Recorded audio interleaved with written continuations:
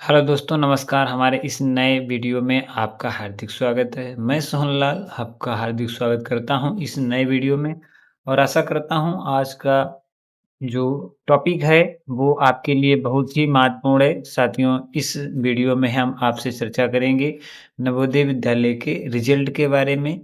तो काफ़ी सारे बच्चों का कमेंट आ रहा था कि सर जी हमारे 82% नंबर हैं और हमारे 75% नंबर हैं, हम ओबीसी से हैं, हम जनरल के से हैं, हम एससी से हैं, हम एसटी से हैं, तो हमारा क्या सिलेक्शन हो सकता है? तो हम आप लोगों को बताएँगे कि भैया आपका सिलेक्शन नवोदय विद्यालय जो लिस्ट जारी करेगा उसमें होगा। और जो हम आपको बताना चाहेंगे, नवोदय विद्यालय जितने आपके जैसे कि आपके ज़िले में 80 सीटें हैं नवोदय विद्यालय की। अब क्या होगा, वहाँ पर कितने लाख बच्चे फॉर्म भरा था, जितने बच्चों ने फॉर्म भरा होगा उसमें से कुछ कम बच्चों ने पेपर दिया होगा। जब पेपर कुछ बच्चों ने कम दिया होगा तो अब जो बच्चे बचे, काफ़ी बच्चे ऐसे होते हैं जैसे जो बस उनका फॉर्म भरा दिया गया, जैसे सरकारी स्कूलों में है, तो वहाँ पे क्या होता है कि 4 या 6 बच्चे या 8 बच्चों का फॉर्म भराया गया है, जिसमें 2-3 बच्चे बहुत कमज़ोर होते हैं, 2-4 बच्चे पढ़ने में होशियार होते हैं, तेज़ होते हैं। तो अब आपका कॉम्पिटिशन आपके ज़िले में कितना लंबा कॉम्पिटिशन रहेगा और कितना ज़्यादा आपने अपनी तैयारी की थी और कितने आपने जो आपका 82% है, मान लीजिए 80 बच्चे और आपसे ऊपर 80 बच्चों जैसे 82% आपके नंबर हैं, 82% आपके नंबर तो हैं, लेकिन क्या हुआ कि 83% में ही 80 बच्चे पूरे हो गए तो आप रह जाएँगे। उसमें भी बहुत कैटेगरीज़ हैं कि एससी का अलग है, ओबीसी का अलग है, एसटी का अलग कैटेगरीज़ वाइज़ है, ठीक है? और अपने जैसे शहरी अलग है, ग्रामीण का अलग है, तो इन सारी बातों पे निर्भर करेगा कि आपका सिलेक्शन क्या होगा। कि आपके नंबर तो 80% हैं और मालूम पड़ा आपके आपने 90 नंबर या आपके 80 नंबर मान लीजिए जैसे आपने हैं और आपने क्या किया, 80 नंबर तो आप आपके आ गए, लेकिन जो 60% की पासिंग मार्किंग है और वो आपके किसी तीनों सब्जेक्ट में, जैसे हमारा जो मानसिक परीक्षण है, गणितीय परीक्षण है और भाषा है, हिंदी या इंग्लिश किसी में भी। अब मान लीजिए आपके भाषा परीक्षण या तीनों सब्जेक्टों में अलग-अलग भी पास होना ज़रूरी होता है, क्योंकि मान लीजिए आपके 80 या 83% मार्क तो आ गए, लेकिन पासिंग मार्किंग जैसे किसी में 15 पर मतलब 60 जैसे 60% है, तो लगभग 15 नंबर आने चाहिए और आपके मालूम पड़ा कि क्या हिंदी में 20-25 के 25 नंबर आए और आपके मालूम है कि हमें जो आपका मानसिक परीक्षण है उसमें आपके जैसे 40 जो क्वेश्चन होते हैं 50 मार्क, तो आपके मानसिक परीक्षण में 50 के 50 नंबर आ गए और हिंदी भाषा परीक्षण में 25 के 25 नंबर आ गए। लेकिन गणित में क्या हुआ, आपके जैसे 6 नंबर रह गए, ठीक है?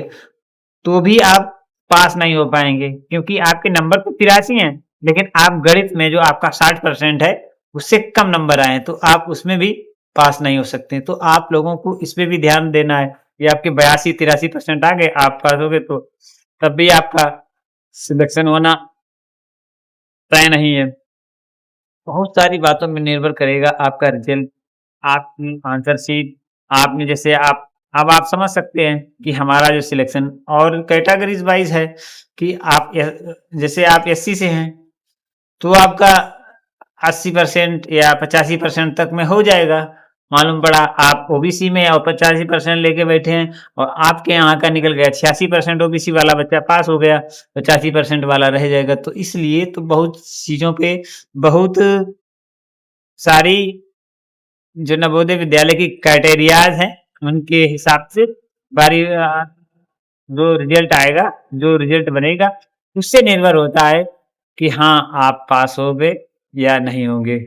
ऐसा भी नहीं है, कभी-कभी क्या होता है जैसे हमारा फर्स्ट मेरिट लिस्ट जो जारी होगी, मतलब जिस दिन हमारा रिज़ल्ट जारी होगा, तो उस दिन क्या होता है कि मान लीजिए आपका जैसे रिज़ल्ट जारी हुआ, तो बच्चों को क्या होता है कि आपके पॉइंट से मार्क छूट गए। जैसे आपके पास वाला बच्चा पास हो गया, 80 बच्चे थे, आपके 83.5 हैं और वो 84 वाला ले लिया गया, मतलब आधे पॉइंट से आप रह गए, तो क्या होगा उसके लिए? जैसे 80 सीटों पे उन्होंने ले तो पूरे बच्चे लिए 80, लेकिन किसी कारणवश 80 में से 2-4 बच्चों का एडमिशन वैसे भी नहीं हो पाता, किसी का कोई वेरिफिकेशन रह जाता है, किसी का कोई डॉक्यूमेंट कम होता है, बहुत सारी होती हैं। तो 1-2 जो होती हैं, 2-4 सीटें जो इस प्रकार की किसी-किसी जिले में निकल आती हैं कि आपका सेकंड मेरिट लिस्ट में भी नंबर आ सकता है। तो अगर यदि पहली लिस्ट में आपका मार्क नहीं आ पाए, आपका सिलेक्शन नहीं हो पाया, तो आप सेकंड वेटिंग लिस्ट में भी आने की संभावना पूरी तरीके से होती है। ये भी कई साल में हमने देखा है कि बच्चों का पहली मेरिट लिस्ट में नाम नहीं आया, उनका दूसरी सेकंड मेरिट लिस्ट में नंबर आ गया।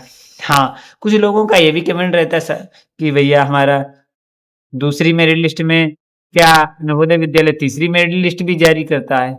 हाँ, कभी-कभी होता है, ना मात्र के बराबर। क्योंकि जैसे 5 बच्चे लिए या 4 बच्चे कम रह गए, तब भी कभी ये 4 बच्चे भी ने पूरी जो उसका समय सीमा में उन्होंने जो डॉक्यूमेंट है वो प्रोवाइड नहीं करा पाए, तो तीसरी वेटिंग लिस्ट भी जारी करते हैं। क्योंकि आपके फ़ोन के ज़रिए से पूछ लिया जाता है। जैसे आपके कुछ मार्क कम हैं, तो जैसे सेकंड वेटिंग लिस्ट में बच्चों को बुलाया गया, वो नहीं आ पाए, तो क्या होता है, थर्ड वेटिंग लिस्ट भी कभी-कभी जारी कर देते हैं। तो संभावना बनी रहती है, लेकिन जो बच्चे पढ़ने वाले हैं, अच्छे बच्चे हैं, उन बच्चों का भविष्य नवोदय विद्यालय पर ही नहीं टिका है। मान लीजिए आपका बच्चा होनहार है, पढ़ा-लिखा है, लेकिन उसने नवोदय विद्यालय क्रैक नहीं कर पाया, तो भी टेंशन वाली कोई बात नहीं है। आप लोग नवोदय विद्यालय में या परीक्षा दी आपने सही से, किसी कारणवश आपका बच्चा रह गया, उसने परीक्षा है वो क्वालीफाई नहीं कर पाई, तो इसका मतलब वो नहीं कि बच्चा बेकार हो गया, अब उसका भविष्य खत्म हो गया। नवोदय विद्यालय में पास हो गया तो अच्छी बात है, नहीं भी पास हुआ तो भी आपका बच्चा बहुत जागरूक, समझदार और होनहार है, क्योंकि उसने नवोदय विद्यालय की जो तैयारी की है, वो बहुत महत्वपूर्ण और बहुत, क्योंकि किसी बच्चे के 85% मार्क नवोदय विद्यालय में पाए हैं, यदि उसका सिलेक्शन नहीं हो पाया है, तो क्या वो बच्चा खराब है? नहीं, वो बच्चा खराब नहीं है। उसका बिल्कुल भी वो ना करें, उसका उत्साह बढ़ाएँ और बच्चे को सही तरीके से समझाने का प्रयास भी करें और उसको सही अन्य किसी अच्छे स्कूल में उसका एडमिशन कराएँ। और जो कि बच्चा इतना आपका होनहार है, 85% उसने पाए हैं, तो वो आगे चलकर कक्षा 8 तक में 9 के लिए प्रिपरेशन कर सकता है। वहाँ पे भी क्वालीफाई करके 3 साल के लिए वो नवोदय विद्यालय में पढ़ सकता है। साथियों, तो बहुत ही महत्वपूर्ण है कि आपका बच्चा कितना होनहार है, इंटेलिजेंट है, तो उस पे भी ध्यान देना है। क्योंकि अब ये समझो भैया, बच्चे 80 ही लिए जाएँगे नवोदय विद्यालय में, लेकिन बच्चा आपका होनहार था, किसी कारणवश आपका बच्चा का सिलेक्शन नहीं हो पाया, तो उससे बच्चे को निरुत्साहित ना करें, अपना उत्साह रखें, बच्चे का उत्साह बनाए रखें, बच्चे को अच्छी जगह से एडमिशन कराएँ और उसको तैयारी अच्छे से कराएँ। तो हम आशा करते हैं कि आपका बच्चे के भविष्य के बारे में सोचे। एक परीक्षा पास ना होने से बच्चा आपका कोई गलत कदम उठा ले या आप कोई बच्चे के साथ गलत कदम उठाएँ, तो ये सब अच्छी बात नहीं है। तो हमारा कहने का मतलब यही है, बच्चे को उज्ज्वल भविष्य की तैयारी कराएँ। एक मान लिए नवोदय विद्यालय में उसका सिलेक्शन नहीं हो पाया, तो इसका मतलब ये नहीं है कि बच्चा अपना खराब है। तो साथियों, अपने बच्चे का उत्साह बना के रखें, पास हो जाए बहुत बढ़िया है, ना पास हो जाए तब भी उसका उत्साह बरकरार रखें। साथियों, यदि हमारे द्वारा बताई गई इन्फॉर्मेशन आपको अच्छी लगी हो तो वीडियो को लाइक और चैनल को सब्सक्राइब भी करें, साथ ही शेयर करें, बेल आइकन को भी प्रेस करें। मिलते हैं इसी प्रकार के महत्वपूर्ण वीडियो के साथ।